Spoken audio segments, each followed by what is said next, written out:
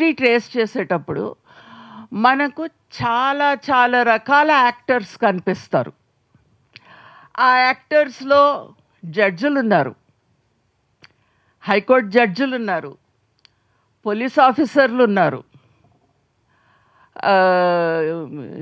Local మొహల్లా గ్యాంగులు ఉన్నారు, individuals ఉన్నారు, రాజకీయ పార్టీలకు చెందిన వాళ్ళు ఉన్నారు, సంఘ్ పరివార్ ఫార్మేషన్కి చెందిన వాళ్ళు ఉన్నారు. సంఘ్ పరివార్లో లేకపోయినా సాఫ్ట్ హిందుత్వ ఉంటుంది. మన సెక్యులర్ పార్టీస్లో కూడా సాఫ్ట్ హిందుత్వ చాలా బలమైన శక్తి.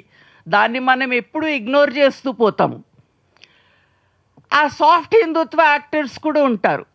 అందరూ అంటే ఆ లవ్ జెహాద్కి సంబంధించిన వాదనలు, ప్రతివాదనలు అందరూ ఉపయోగిస్తూ ఉంటారు at opportune moments. The most important part of it is the way in which the judiciary speaks about the question of love jihad.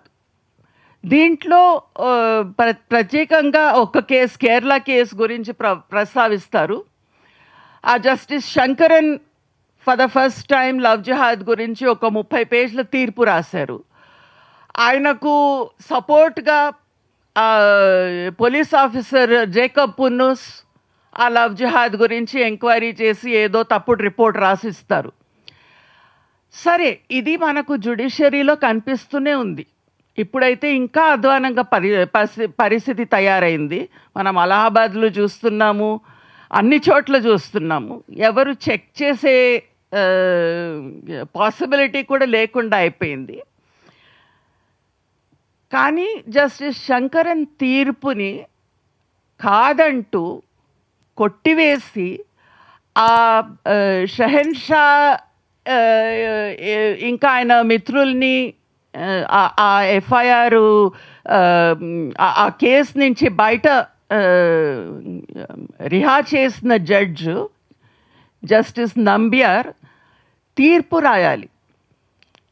ఈ మొత్తము లవ్ జిహాద్ వాదన సరైన వాదన కాదు అన్నదాన్ని ఎప్పుడైతే మనం నమ్ముతామో, రాజ్యాంగ స్ఫూర్తికి విరుద్ధం, రాజ్యాంగ నైతికతకి విరుద్ధం, రాజ్యాంగంలో ఉన్న హక్కులకు విరుద్ధం అని ఎప్పుడైతే జడ్జిగా నేను నమ్ముతానో, దానికి ఒక పూర్తి తీర్పు రాసే బాధ్యత నాది. కానీ what is unexplainable to me is that although justice Nambiar completely disagreed with the judgment of Justice Shankaran, that he lacked the foresight to write a full judgment.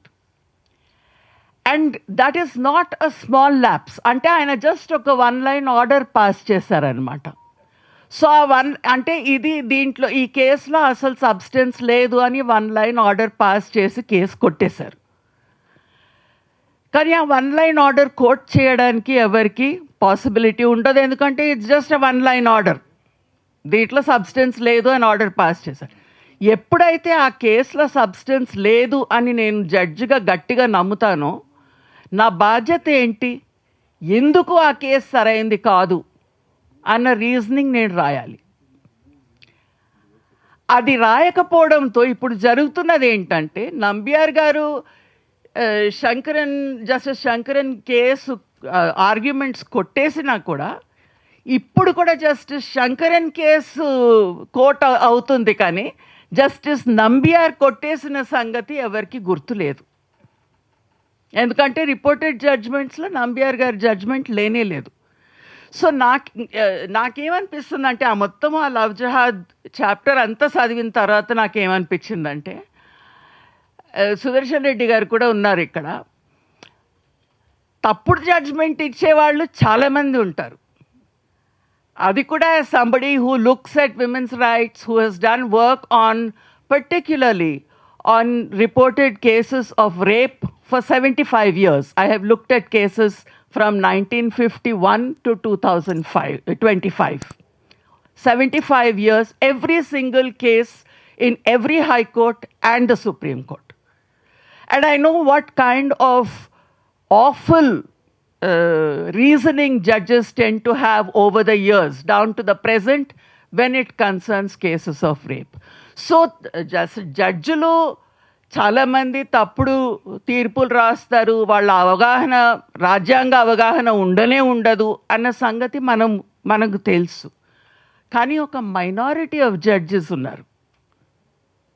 Justice Sudarshan Reddy is the lodestar of that minority of judges who have an onerous responsibility that when you find that there is a judgment that is not based on fact or constitutional reasoning, you have the constitutional responsibility to state your position at length so that it becomes citable.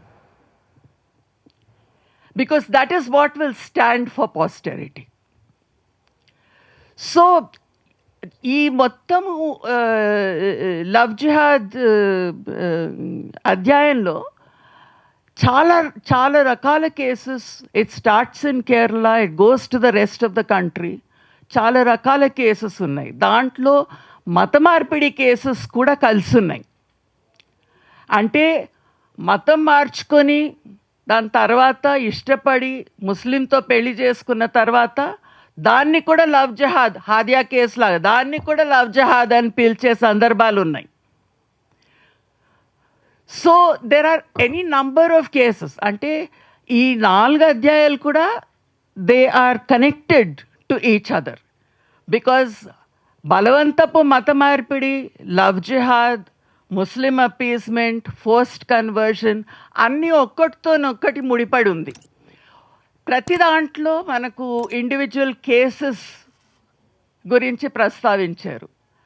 ఆ individual cases మనము individual కేసెస్ని తీసుకొని ఆ larger ఆర్గ్యుమెంట్కి మనము ఎట్లా link చేస్తాము ఒకటి. రెండోది కోర్టులో జరిగే ప్రక్రియని మనం ఎట్లా అర్థం చేసుకుంటాము. హిందుత్వతో సఫ్యూస్ అయిన వాతావరణంలో మనము ఈ ఇండివిజువల్ కేసులకి ఆ లార్జర్ పొలిటికల్ కాంటెక్స్ట్కి మనం ఎట్లా ముడిపెడతాము, మనం ఎట్లా అర్థం చేసుకుంటాము యాజ్ ఆర్డినరీ సిటిజన్స్. అది ఒక చాలా ఇలస్ట్రేటివ్ మేనర్లు చూపించారనమాట.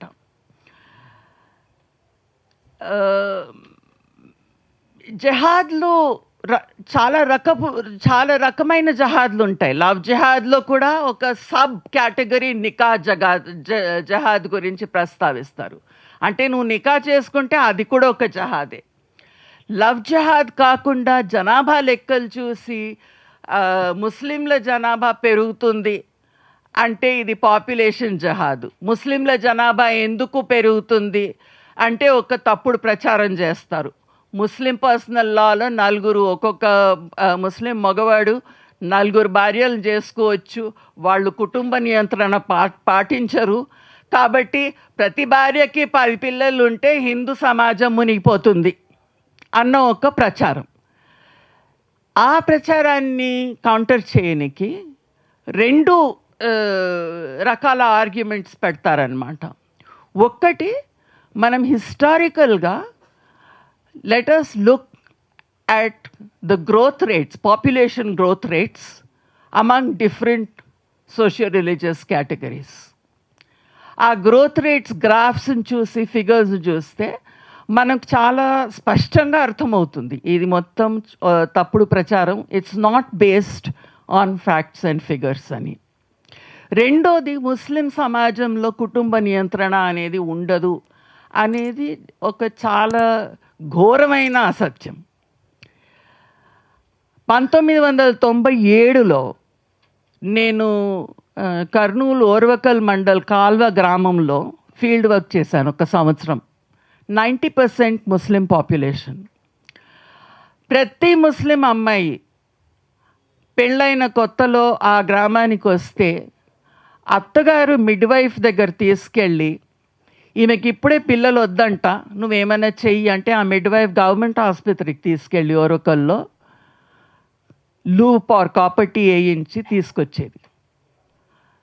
సంవత్సరం 2 సంవత్సరాల తర్వాత ఆ అమ్మాయి సరే అవి మేరేకో బచ్చా హోనా అంటే ఆ మిడ్ వైఫ్ ఆల్రెడీ నేర్చుకుంది. లూప్ వేయడం ఆమెకు తెలియదు, కానీ తీయడం తెలుసు.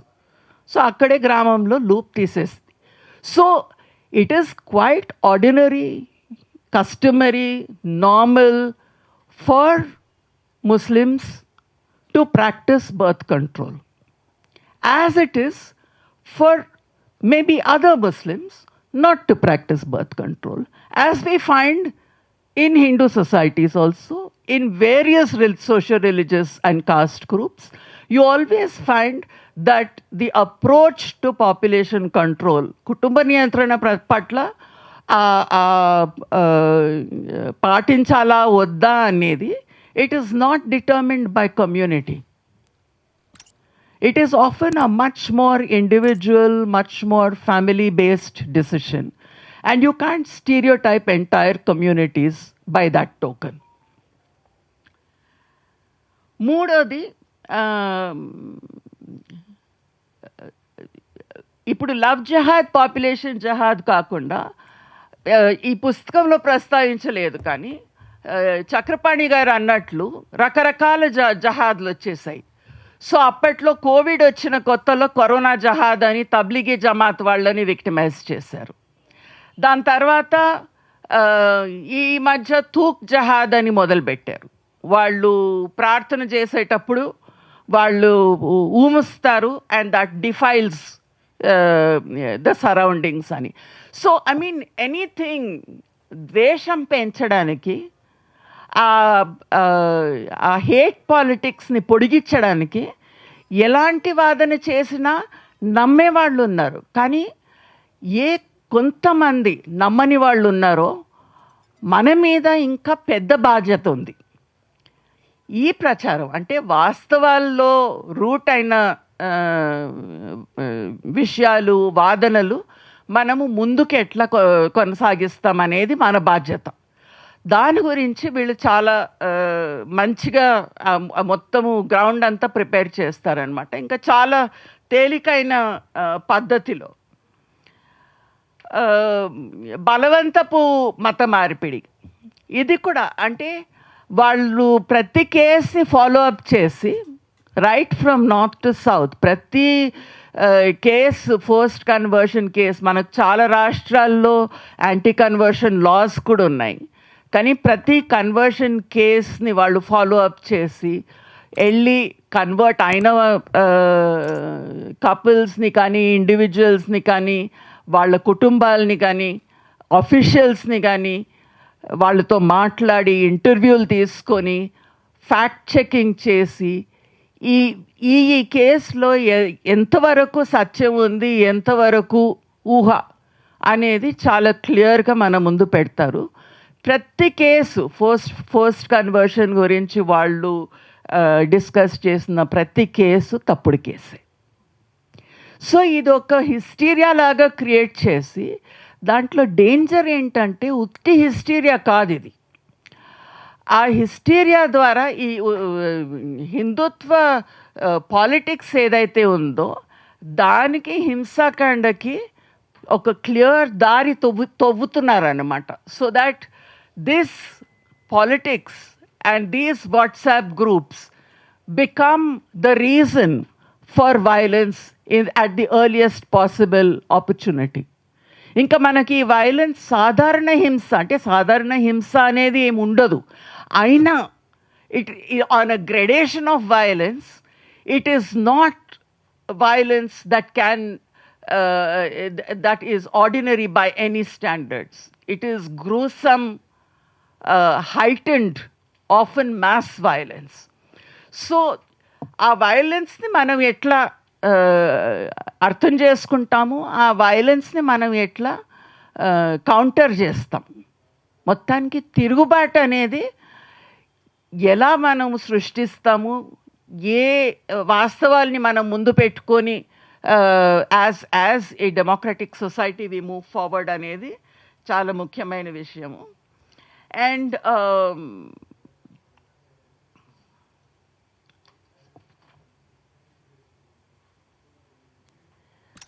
also the problem is that it is not a stable discourse. Targets అనేది మారుతూ ఉంటుంది. ఆ వాదనలు కూడా వాదనలు ప్రతివాదనలు కూడా అసలు ఒకసారి ఒక్కటంటే ఇంకోసారి వాళ్ళ ఆ వాదన మీద ప్రశ్నిస్తే ఇంకో వాదన పెడతారు. So it's always a shifting target.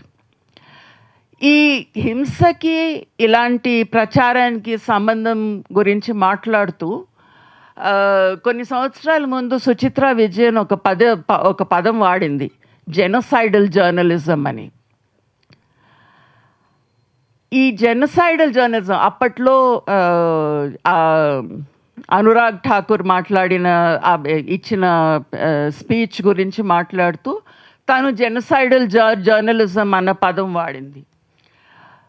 నాకేమనిపించిందంటే ఈ పుస్తకం చదివేటప్పుడు ఈ జెనోసైడల్ జర్నలిజంకి కౌంటర్గా what we need is an insurgent journalism. We need a journalism of resistance. And ఈ పుస్తకం చాలా చిన్న పెద్ద పుస్తకం. దీంట్లో you have the road map to an insurgent journalism that can aid and further the cause of resistance to fundamentalist politics. Thank you.